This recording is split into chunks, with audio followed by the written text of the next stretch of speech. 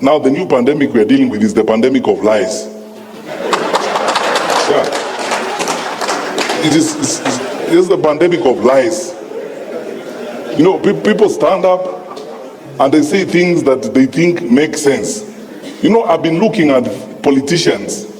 Unfortunately, I have the opportunity of having served in cabinet. I know how a budget is drawn, and I know how much money we have in our resources to draw a budget.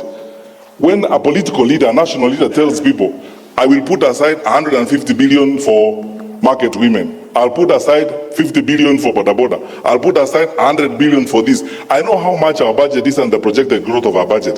That time you have not talked about the amount of money that you are taking to counties. You have not talked about transfers for the education sector and so on. Where are you going to get that money to provide that kind of service? You're just lying to those people because you are telling them things they want to hear. And because they won't ask you questions, you just get along with it. You know, when you keep saying there's deep state, who is that? And the people are using that phrase and complaining are members of the National Security Council. They hold public offices. They tell you they are powerful people. So who is that?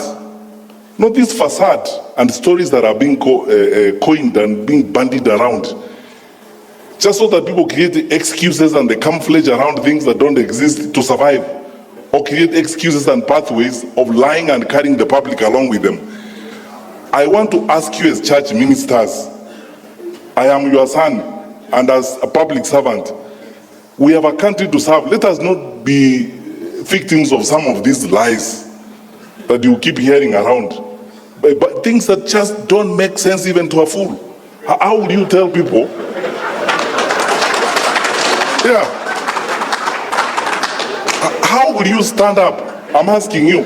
How, Bishop, how would you stand up in public and tell me, who is that? And then you don't even have the courage enough to take a decision and say, okay, because I don't agree with the Attorney General and all these people, me, I'm not going to be party to you. In the morning, you speak like government.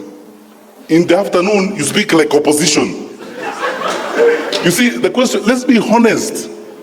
You see, the total annihilation of common sense and betrayal of common sense in the political practice in this country is shocking.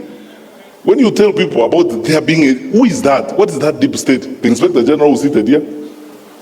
We have passed a constitution that requires us, it's in black and white. You know, even me, if I have to give directions to the Inspector General, the law requires that I put it in writing.